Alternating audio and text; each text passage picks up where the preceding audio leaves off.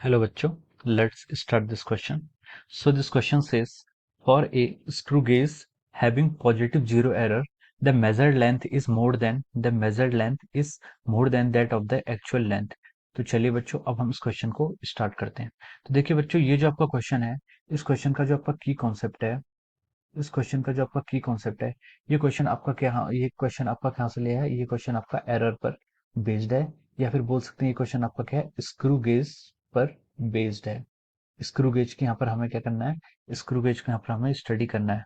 तो चलिए देखिए, हमसे इस क्वेश्चन में पूछा गया कि जो हमारे जीरो पॉजिटिव एरर है, पॉजिटिव जीरो एरर है, तो वो आपका measured length is more than that of the actual length. तो देखिए बच्चों, जो हमारा फॉर्मूला होता है वो होता है कि जो आपकी एक्चुअल रीडिंग होती है,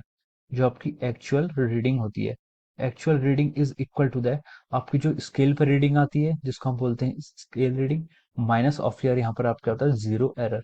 ये आपका क्या होता है, जीरो एरर। ये आपका क्या होता है, फॉर्मूला होता है। तो देखिए, अब हमसे क्वेश्चन में उसने बोला है कि for screw gauge having positive zero error, अगर उसका क्या है, जीरो एरर पॉजिटिव है, तो हम लिख सकते हैं कि जीरो एरर, अगर हम इस इक्वेशन को करें तो जीरो एरर को हम यहाँ से लिख सकते हैं, रीडिंग, जो आपकी रीडिंग आई है स्केल में शो हो रही है, माइनस और आपकी actual reading, minus of your actual reading.